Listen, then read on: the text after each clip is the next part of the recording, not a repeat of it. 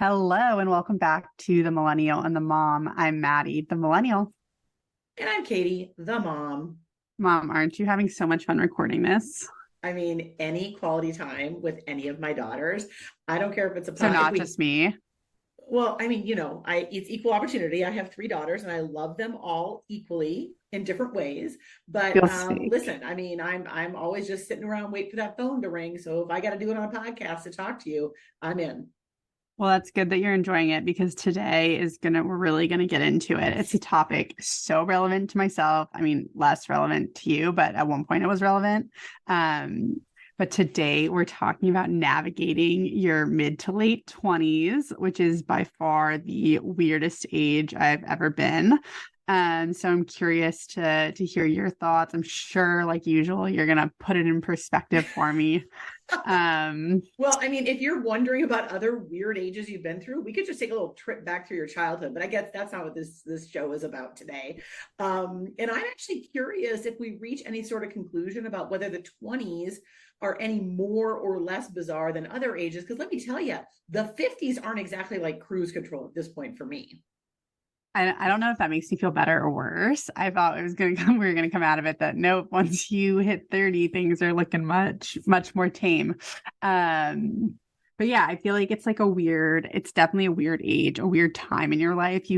And from the outside looking in, there are people that feel like, or look at least like they have it all figured out. And then there's, other people who are really just embracing that this is like a transition time and they're doing odd jobs and just like trying to discover themselves. And I feel like I'm somewhere like in between and just a weird place to be. Well, I mean, I think that this is going to be a recurrent theme, but seriously, I mean, isn't social media part of this problem? I mean, when I was your age, I was only able to compare myself to the people I literally knew in real life. And as, someone who had three kids under age 4 by the time I was 28, those were mostly It's the like playground. gives me chills. I'm so sorry. I don't mean to give you an upset stomach, but I mean, those were mostly like playground moms, maybe people I saw at the grocery store. I was not comparing myself to people in God knows where living these, extravagant lives. I was just happy to be able to talk to someone about the best diapers to buy. So I think that is, I mean, and by the way, I do think that those were Huggies at that day and age, but that was, I'm 20. sure that's like not PC now. I'm sure they need to be like organic cotton cloth I mean, diapers. I hope we talk about diapers at some point because I mean, I get the environmental movement, but I would probably do a lot of different environmental things before I would sacrifice my diaper changing. Anyways, we digress.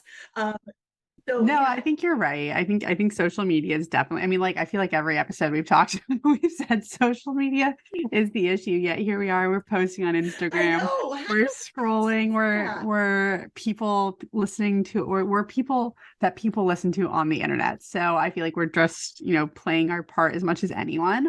But I think, we can definitely just get into it. I think what you're saying is right, is like people my age now, I'm 26, turning 27 this year. And it's like, yeah, I have the entire world in the palm of my hand. I can see people from all different, socioeconomic classes. There are people in other countries that pop up on my like For You page or whatever. And so it's definitely like there's always someone who looks like they've got it more figured out, or they're doing better. Or I mean, there's people who I'll just be honest, there's people who look like they're doing worse than me too. Like I'm not saying like I'll give myself some credit, but it's definitely, on days when you feel like, oh, like it just hasn't gone my way, or what am I doing? And then you like open up Instagram and it's like, well, like you mentioned, there are people my age who have multiple kids. There are people who have started their own companies. There are people who, are taking a year abroad or whatever. So it's like I feel like it only ever makes you feel worse. I've never like compared myself to someone on social media and been like, wow, like I'm doing so much better than them or whatever. Like, Well, I mean, I guess a couple things to unpack there, but I do have to tell you as an aside, it took me a little while to understand what you meant. It was you have the whole world in the palm of your hand. Isn't that a song? And then I was like, no, literally, you mean your phone in the palm yeah, of your like an hand. iPhone. Okay, I get it. I get it. I'm catching up here. Well, okay, to give you a little perspective, I don't know if, I mean, that's not just a you thing. It's not just a 20s thing. I mean, listen, I am 53 and Martha Stewart at 81 is on frickin' Sports Illustrated. So, I mean, not to mention, how think I felt when I had to watch J-Lo, who's just like a year older than me, shaking her booty at the Super Bowl halftime show. I mean, I was feeling a little inadequate. So it's not just people in their 20s that feel this way. And I think it's that whole idea of like, quote unquote, keeping up with the Joneses, right? And Yeah. we used to feel that way when we like drove around or we would see somebody out. We'd be like, oh, look at, they have this, they have that. And I don't know, I mean, social media puts it in your face more, but it's probably more that we have to turn inward and learn to appreciate what we have. And I'm Yeah. probably going to mess up this phrase because it's not about what you have that makes you happy. It's being happy with what you have.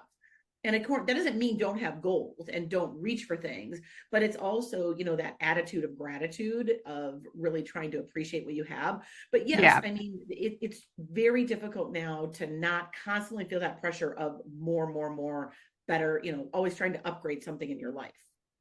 Yeah, no, it's a really good point. But I think too, like just getting back to like, I mean, we're obviously here specifically talking about your 20s or, age groups in general.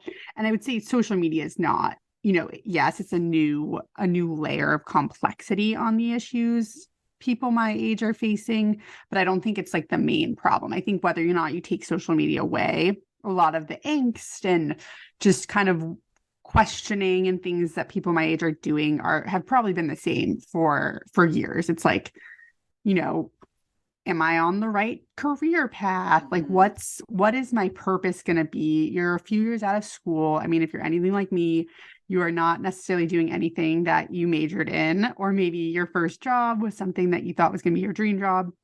And then it turned out to, not be what you ultimately wanted to do.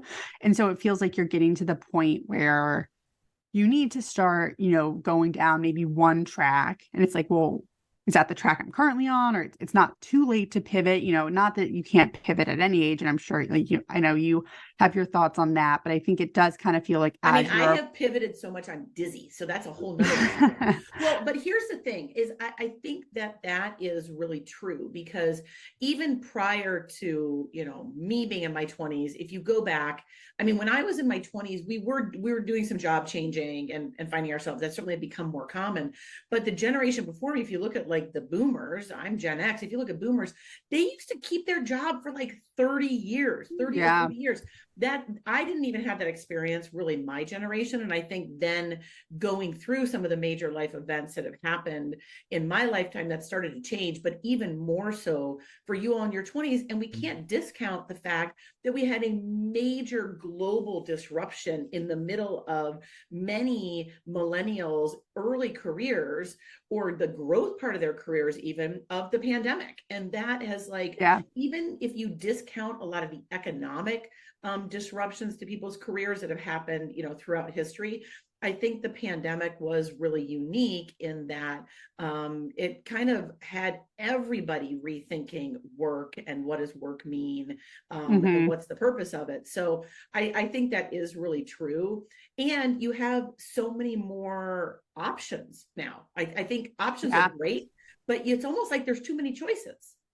No, I know. And it's like on any given day, you can open up LinkedIn and you can scroll through jobs, or, I think too, like, and I don't know, obviously, I've only been working like 4 years. I mean, obviously, I had internships in college. And so my work history is like longer than that. But I also think in today's day and age, it's like you don't want to get too comfortable and commit too much to your job. I mean, I have plenty of friends right now that have gotten laid off from their jobs. We're in the middle of, a different type of job market than it's been the past few years. And so it's like you go from everyone's quiet quitting and we're taking back authority and we're going to set work-life balance. And now you're like, shit, like I gotta I don't want to get laid off. Like I gotta make sure I'm Right. working hard and whatever. So I think to some extent, it puts the question even more top of mind is like, is what I'm doing, is it meaningful enough to me, or does it work enough for my life to be making these sacrifices, or, to be dedicating a fair amount of time, knowing that my worth to the company this day and age is not that great. Like at any given point, you can be laid off or Right. company go to business, whatever. And I think your generation, it sounds like less so, but even more the generation before, like that wasn't something they necessarily had to worry about. Like you were going to go every day, collect your pension when you retired, and that was your career. You worked at the same company for 30, 40 years. Right. And today that's like unheard of.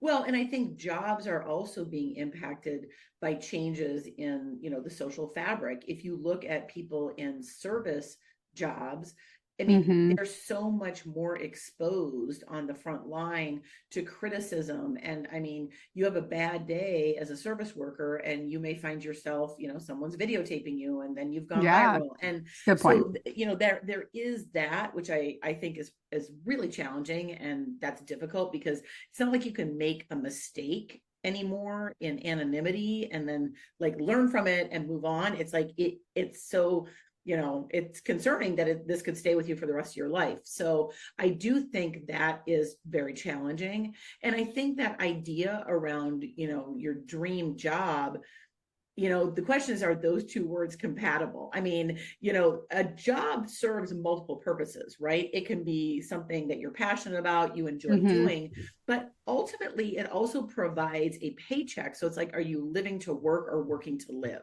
And Yeah. that's where I think it gets a little bit difficult. And I think the difference is there is a lot of economic mobility and in your generation, in the sense that people can leave jobs and find another job. Now that's changing. I know that the economy is changing, but there was that sense that like, well, if I don't like this, I'm not being paid well, I'll just go somewhere else and I'll be paid well. So I think one of the things when I was younger is, part of it was we had kids, but it wasn't, we didn't have the flexibility to be quite as risky because, there were mouths to feed. Yours was one of them. Mm-hmm. We Thanks for had, feeding me. I did. Yes, I tried to feed you. But I do think that, there was more pressure that if this, this job is keeping food on the table, not that we were, I mean, certainly our jobs were important and we needed the income. But, I think there are people nowadays that have that same pressure. And I wonder how they feel about some of these issues, right? Because they can't afford to go a week or two, looking for a new job, or months trying to find a new job. They have Yeah. to have something and have that source of income. So that maybe plays into it a little bit. Yeah, no, and I think, well, you brought up a point that I definitely want to dive into in this episode is like, okay, so if you're new here or you haven't listened to a couple other episodes that are coming out before this one, I'm like a newlywed. I'm like I mentioned, I'm 26. I've been married now like 7, 8 months by the time this is coming out. And so obviously I feel like, and I live right outside. I work in Manhattan. I live right outside New York City. I feel like amongst my peers and, other people kind of in the circles I run in, I feel like I got married incredibly young, which I know depending on where you live and you grew up and all of that, you could be like 26, that's an old maid, who knows? But up here, it's definitely really young to be getting married, at least in like the circles I'm a part of. And so I think that's some of the questions of like, you know, if I want to have kids in a few years, like that's still, even if I'm like 29, 30, that's still putting me years before, when a lot of people start thinking about kids, which Mm-hmm. is its own separate discussion around fertility and your biological clock, all of that. But I think it's like up here, at least it feels like it's like your 20s are for just like having fun and just going out, and you live with roommates in the city and all of that. And so it's like, to feel like you're not necessarily doing that, or like, hey, like, I don't know if that's like what I like to do, or like, I'm already married, all of that. I think that plays even more into like finding your path and all of Mm-hmm. that. So I'm curious as your perspective, because, you and dad was in business school when my older sister Abby was born. So I guess like, how did you guys think about, like, you obviously had kids young, dad had decided to go back to school relatively young. Mm-hmm. So like what, like, I'm just curious, like, what was the thought process? Well, I mean, I think obviously we planned our children. I'm going to put that right out there. Yeah, well, you guys got married, We got like, married young. I yeah. mean, younger than you were.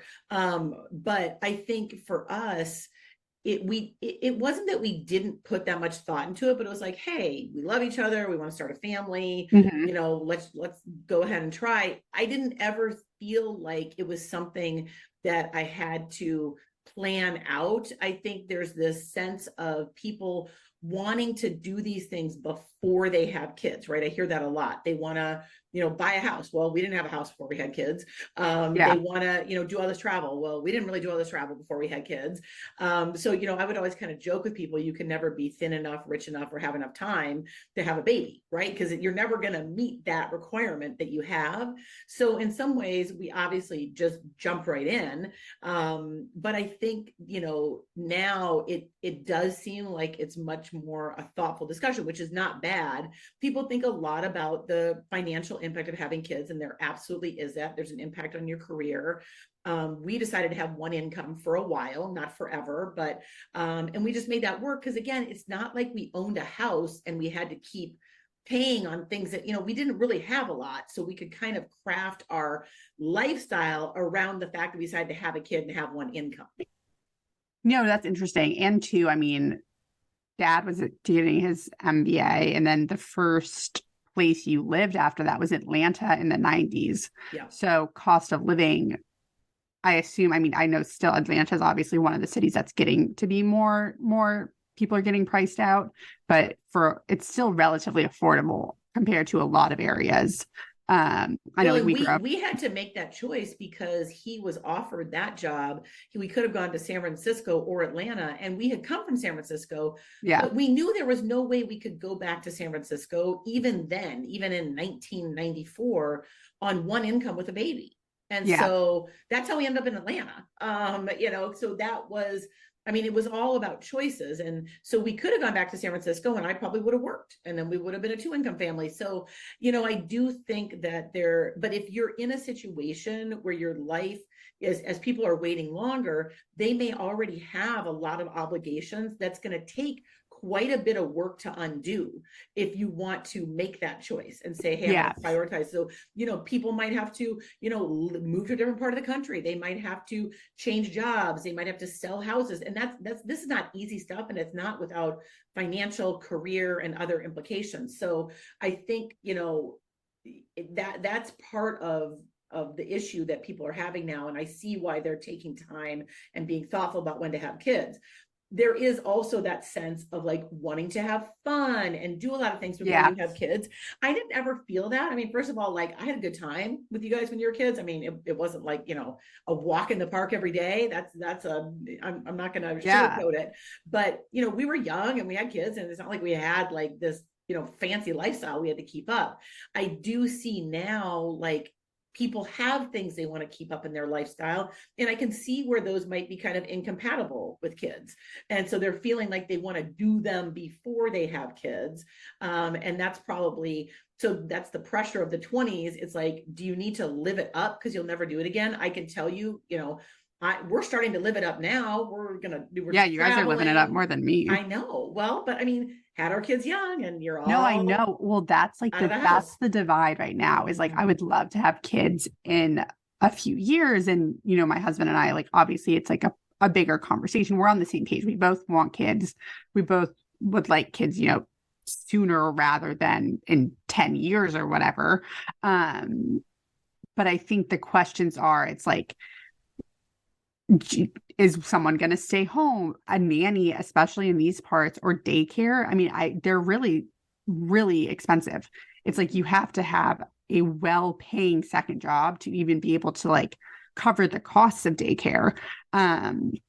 And so it's like, that's definitely a conversation. Then it's like, well, okay, if someone stays home, then the other person needs to be earning enough to keep up with the cost of living, which obviously in the New York area is quite expensive. So it's like, it's a bigger conversation. And I think too, to what you're saying is, I think a lot of people, I don't know if it's up here. I went to school in the South. I went to college in Alabama. Obviously, the conversation around having kids and raising a family down there is so different than the conversation up here. It's really, I have many people I went to college with who, have already had a kid or two at my age. And not that I'm sure there were conversations, and the people I'm thinking of are married, and to my knowledge, it seems like it was planned. But I feel like up here, having kids is really viewed as like, the fun's ending. responsibility setting in and whatever. And like, I don't necessarily think that's how I want to feel when I'm having kids. Like I know like I was so fortunate to have you as a stay-at-home mom for not my whole childhood, but when I was young. I think you went to active school and Meredith was like in kindergarten or first grade. Right. And like I think that's really special. And so like I don't really necessarily want to be like, okay, like I'm done having fun, like let's have kids or whatever. And I don't know Hopefully why it's it not, I feels like know, that. but I do think it's portrayed like that. I think you make a good point. I mean, a couple of other things to think about is, number one, children come into the world and into people's lives in all different ways, right? Not everybody is married when they have a kid. Not Which is everybody fine. has planned kids, right? Yeah. So, and these are all okay things. And not everybody who wants to, feels like they're ready to have a baby can have a baby. So That's like, the other issue that stresses you out. right. So I think that, there is some amount, you've got to be thoughtful, but you also have to be ready for, what life throws at you. But I think you're right. You can't think of it as like, I'm going to have my really fun life and then I'm not going to have my fun life because listen, it's hard to be a parent and it's hard raising kids, but I wouldn't trade it for anything in the world. I'm biased. But I think also one of the things that's really true for our family is none of us live by each other, right? Yeah. I've got 3 grown daughters in 3 different states on 2 coasts. We're in the center of the country. And it's not like we can have that conversation about, hey, how might I, as I'm downshifting or transitioning my own career, as you're ramping up maybe to add to your family or expand your family, how can I be of help? Because, as of right now, like that involves me getting on an airplane, which is not a really good childcare plan. No, totally. And that's, it is part of the conversation. I think too, it's also like not the, we just discussed like the funds ending or whatever, but I think too, like there are things I would like to do before having kids. And I know for a lot of people. Okay, name one. Like there's like places I want to go. I will say also like I had 2.5 years of lockdown in my early 20s, not I guess maybe more my mid 20s, where you weren't going out with your friends and you weren't traveling and whatever. So it definitely feels like my husband and I, like we discussed, we got married in October and we were like, we are so excited to just like this year, 2023, like we are so excited to just not be planning our wedding anymore.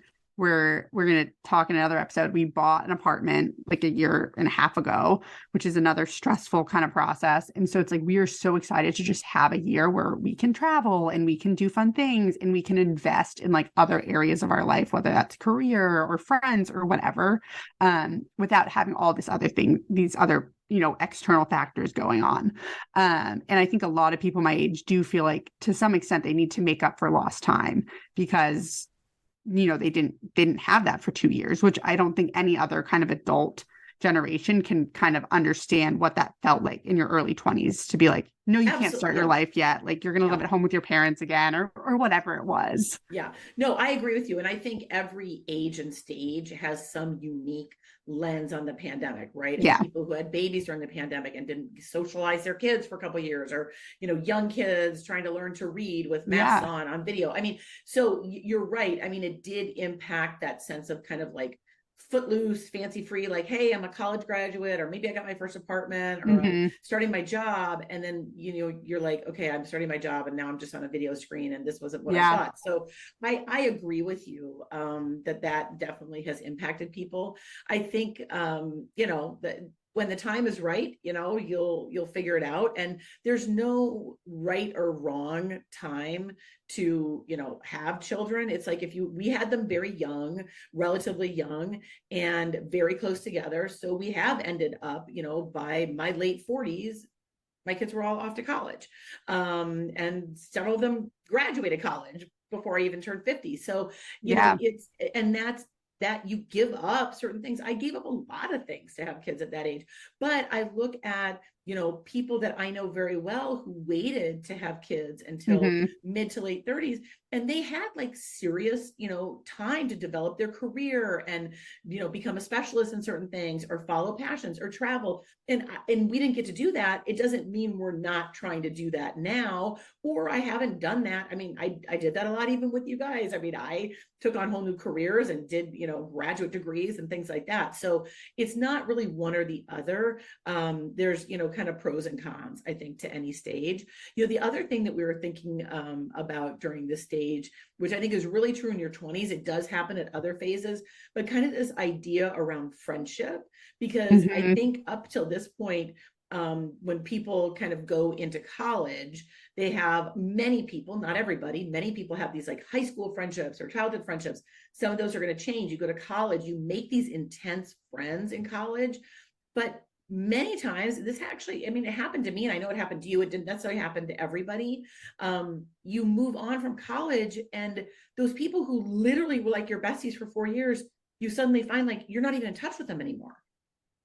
Yeah, no, I know. And I would say I'm, in terms of volume, I'm more close with people I went to high school with than people I went to college with.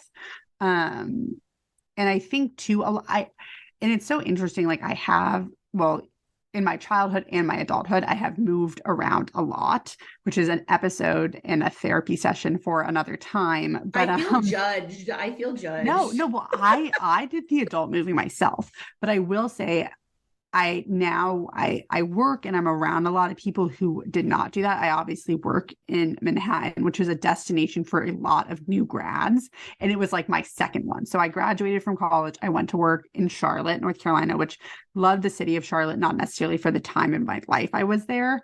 I feel like it's a place I would love to like live in my 30s, but I think when I was like 22, I was like, I'm doing banking. I'd rather be doing banking in New York, which is obviously I live in the area now, but I'm not doing banking. So whatever, you can't time it right.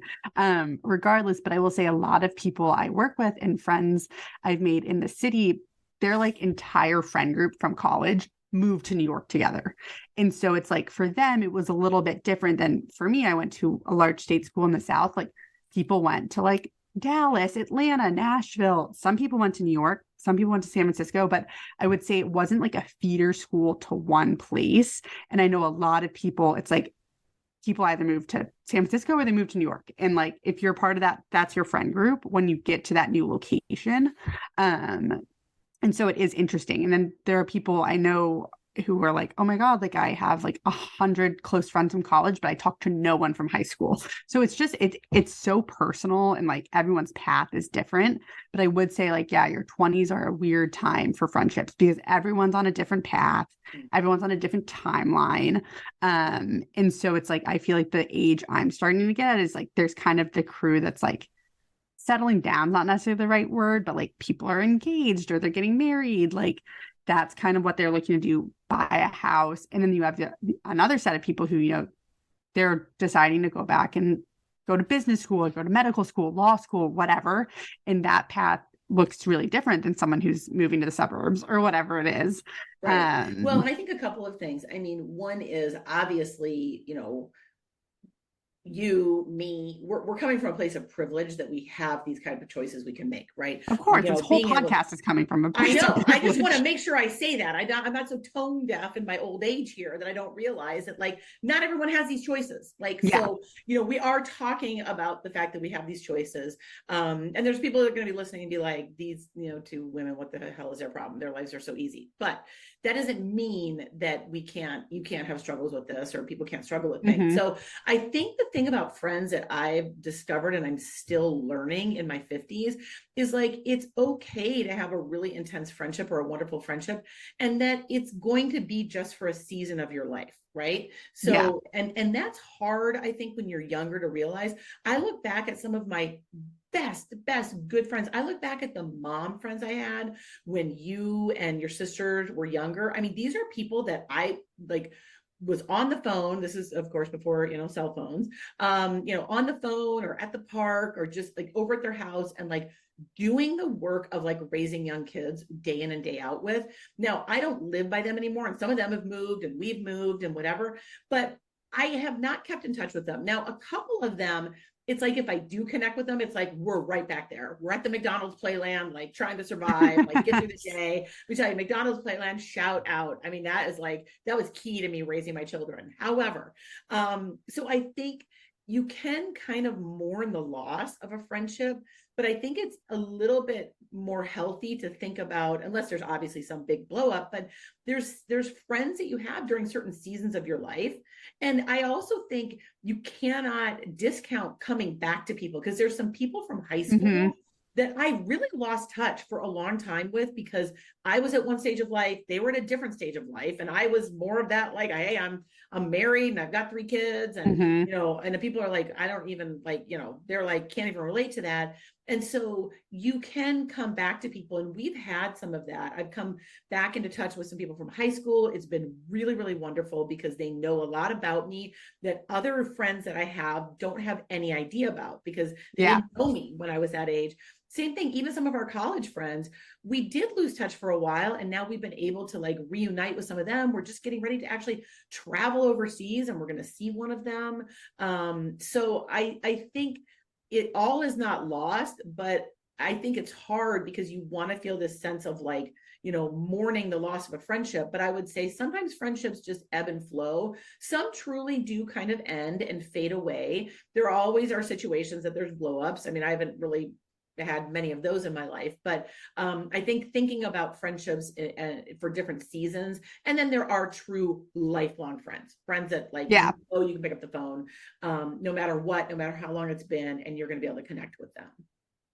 Yeah. No, and I think that's important. And yeah, like there's definitely people who, I think they've served a really important purpose at a really specific point in your life. Mm-hmm. And then there are the ones, like I have a couple friends like I've been friends with for over 10 years now at this point. So it's like, who knows? Like hopefully those ones stand the test of time, but I would consider those ones to be kind of like the lifelong ones at this point. And, I think too, and something that like my husband and I are just starting to like kind of dip our toes into thinking about and whatever is, and I guess too, it depends. Like you and dad obviously met. You weren't in college together, but you both went to the same college. You met at a college party, all of that. And like my husband and I, we met when we were both graduated. We were both living in a city we did not attend college in. And so we have these two really separate sets of friends. He has his friends from growing up in college. I have my friends from growing up in college, but we have not made a lot of new friends together, Mm-hmm. which I think is something in your late 20s starts to be more of a thing. Like you make like couple friends and all of that. So I think, and I know people saying you just talked about it too, like, and then when you have kids, you make like your mom friends and whatever. So I don't think it's like if you haven't made your like core friend group in your mid to late 20s, like all hope's lost. Like I feel like it's harder to make friends as an adult. Like you're not going to school every day. You have your work friends maybe.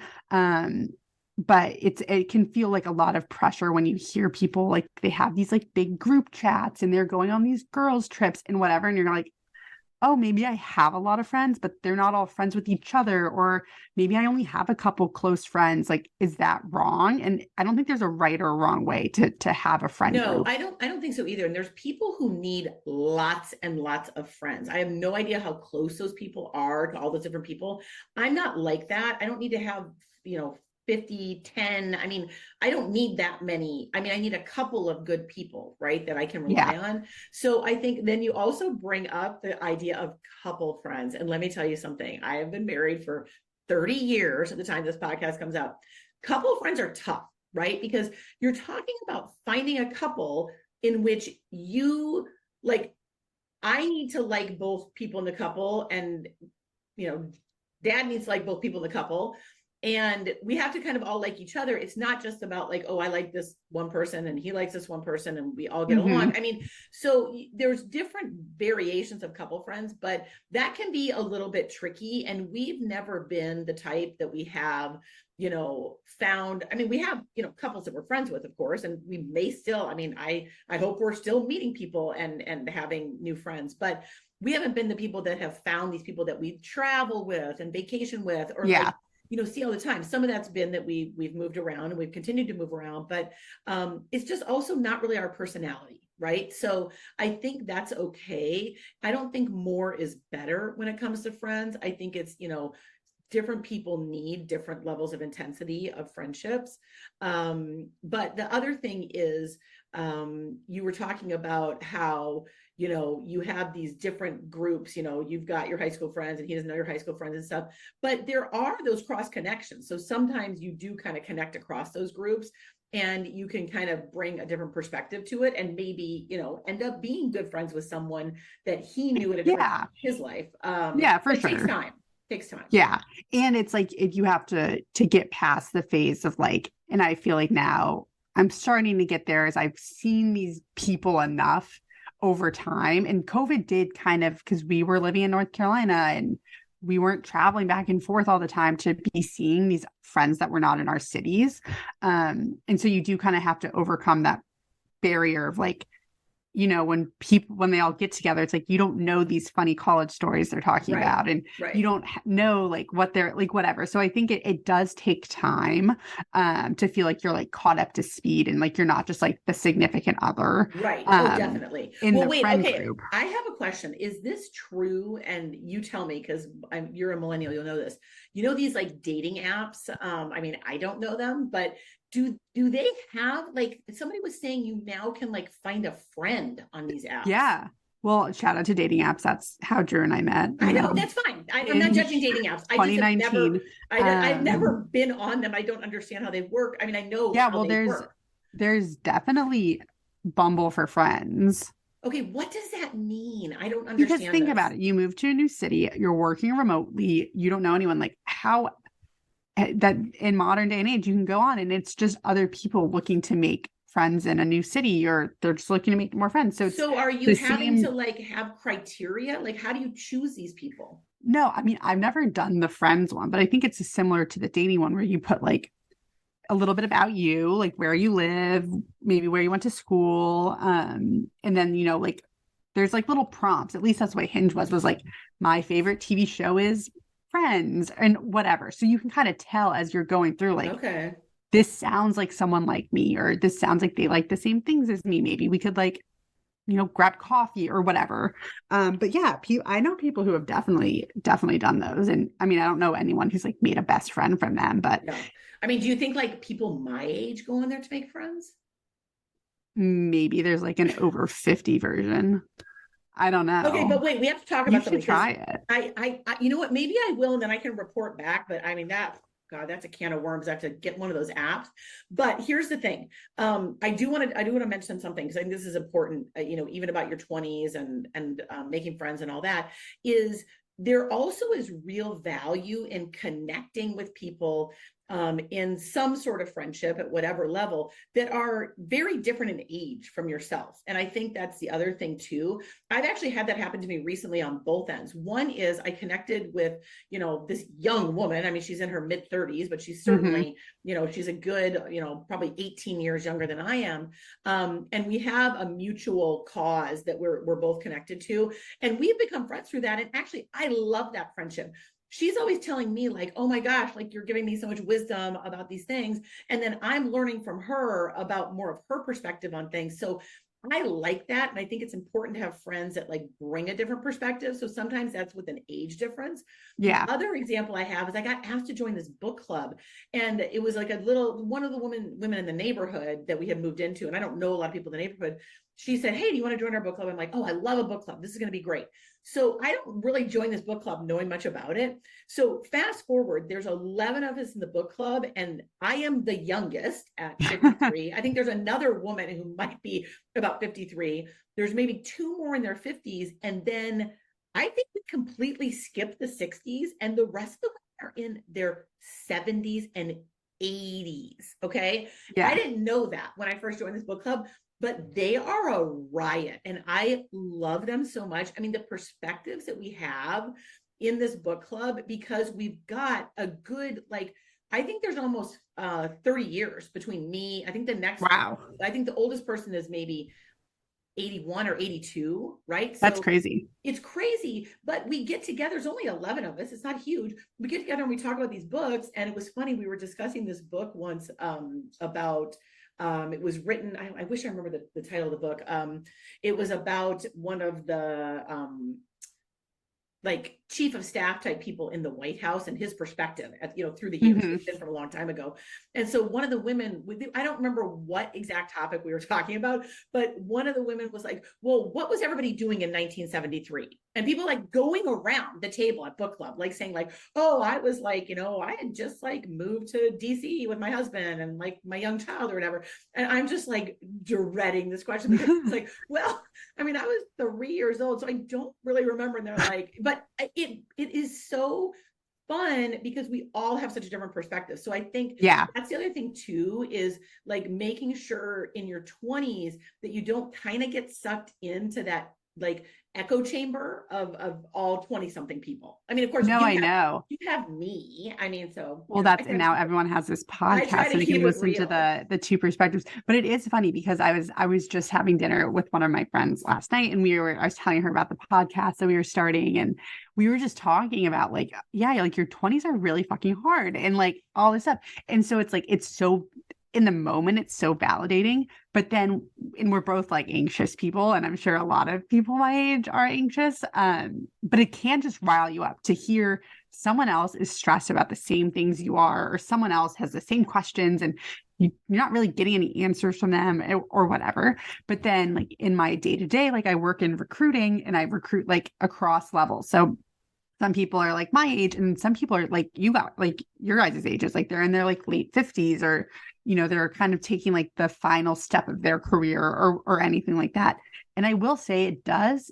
It's not always a calming presence, but it is kind of like valid that like, okay, like your career and your life, like it's a long time. Like these people are talking, the more experienced candidates we work with, like I'm like, wow, like, okay, you can like do a lot of different things and like this turned out fine for this person or whatever. It's good to have that perspective, and that's kind of like the book club. I mean, the ladies, I mean, with all of their, I mean, they have had amazing, I mean, they've lived abroad, all these like crazy experiences, and it's so good for me to hear. I also love, the example of them, going out there and doing everything they're doing in their lives at these different Yeah, they ages. sound really fun. No, they are. Oh, they Maybe they are. can come on the Oh my podcast. God, we should have them on the podcast. We absolutely should.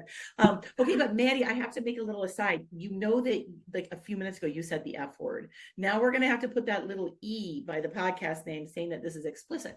Can we beep it out? I don't know. I don't know. We'll figure that out. The other day I was gonna research what words make you have to say it's explicit. I don't know. I haven't figured out yet, but I think there's a few we can say, but I don't know about that. Anyways.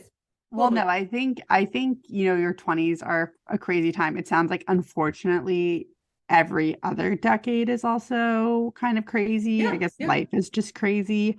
But no, I think it's good to talk about. I like just going back to last night when I was having dinner, I think it's sometimes the elephant in the room no one wants to talk about because I think as you get older, it's less of an issue. It's like clearly you start to go further down one path. You're either that person they're just living in the moment. You're someone who loves to travel and like you're working to live and not living to work and whatever. Or you're someone like you're like I'm going to be a stay-at-home mom. That's my path. Like that's what I love, like whatever. I think it starts to be more evident like what kind of direction you're going. And in your 20s, it's still so much like any one of these could be my path. Yes, yeah. And they so might all be. They might all be. I went yeah. all in on stay-at-home mom, and then I wasn't a stay-at-home mom. And the other thing too is sometimes you don't get a choice. I mean, life will throw you some really wicked curveballs, maybe a major health issue, maybe a major family issue, economic issue, or maybe not always negative. Maybe there's just some random opportunity comes up and you think, oh, okay, I'm gonna try this thing. And then it ends up changing your life. So I think that's the other thing too, is like, maybe we should think about these stages as like, we like to think of the weather here in Texas. Like if you don't like it, just wait 5 minutes because, some new weather is going to move in. No, totally. So I think having that perspective, and I will say, I really, really cannot stand like in interviews when people ask you, where do you want to be in 5 years? And because how do I like I'm barely like thinking five days ahead. I mean, yes, it's good to have plans, but then you just like make up these platitudes about what you want to do and it might not happen. So I I think it's kind of one of those questions we need But to to the flip retire. side of that is I do think you should talk about your goals. Oh, goals are great, but I don't think you should say in 5 years, I want to be at this level or at that Yeah, don't level. put It's like definitives around it. right. Say, hey, my goal is to make an impact in this area, or my goal is to stretch myself in this way. If that takes me, because the other thing too is, I mean, if you set a goal and it's supposed to be a 5 year goal and you reach it in 5 months, you don't want someone being like, okay, well, you got to wait another, 4 years and, 7 months until I'll move you to the next level because you already Yeah, reached that goal. So I think, we have to be very open to kind of how the path unfolds. But yes, have those destinations in mind and then be willing to pivot when it doesn't work out. it's just so much wisdom. Oh, I have a lot of wisdom to still learn. Okay. But anyways, I do really feel for, people at your generation. I think there are some unique challenges that we've talked about, but I think, who knows with the kids, coming up behind you. I mean, think Oh, I about know. the kids. I mean, as someone who worked in public education for a long time, I think about the students, especially at the elementary and middle school level, who had some real formative years during the pandemic that it's going to be a bit until we understand really how that has impacted them. I know. No, and it's you honestly like you almost like can't think about it too much because you're like No, it's such a mind trap. it is. Yeah. Um, but no, I think you shared some interesting perspectives. I know despite everything you just said, you're still hoping in my late 20s I make you a grandma.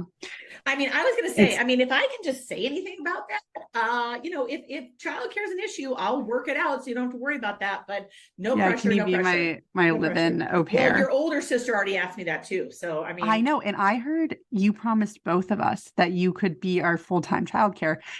And I none of us know, live in I the know. same state. Well, So I was like, okay, I mom's was kind of putting the making, I was putting the offer out there. I mean, I'll make it work. I mean, I can kind of multitask, but that's going to be a challenge for me. But I will, I'll do whatever. And hey, your younger sister, if she needs me, I'm there for her too. So we'll just see. We'll see what happens.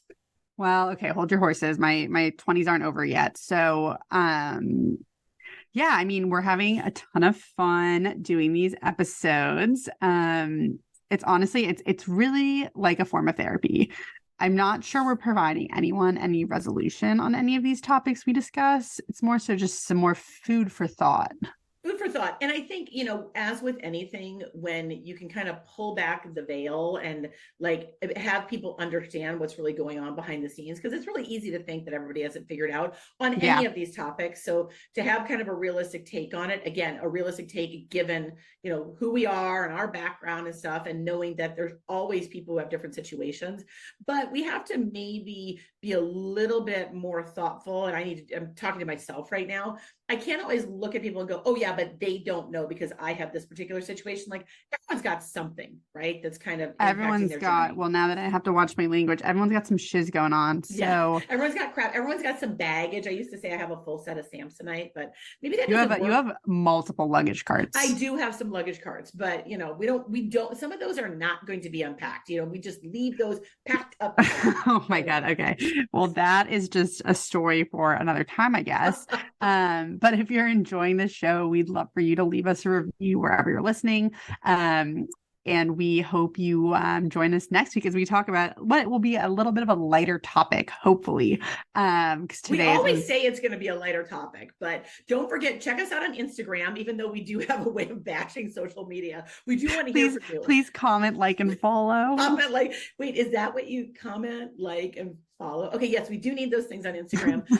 And we're at the millennial and the mom. That's all squished together as one word. And just Google how to spell millennial if you're struggling with our Instagram handle. Is it called a handle? Yes. Okay. And the other thing is, send us a message if you've got a topic idea or something you want to hear. We have some great ideas for some guests. And I mean, now we just added my book club ladies onto it. They'll be a hoot if we have them on this. That'll be Yeah, the well, boomers, the millennial, and the mom. I don't even know if the internet can handle that, but Probably not. well, mom, it's been real. I won't even Well, charge you for the therapy session. that's good. I don't know if I I think I left needing more therapy. So that's good you're not charging me because my therapist is already expensive. But we kept it real as always. We'll be back next week and I'll just talk to you later, Mom. Okay, as you taught me, TTYL. Bye. Bye.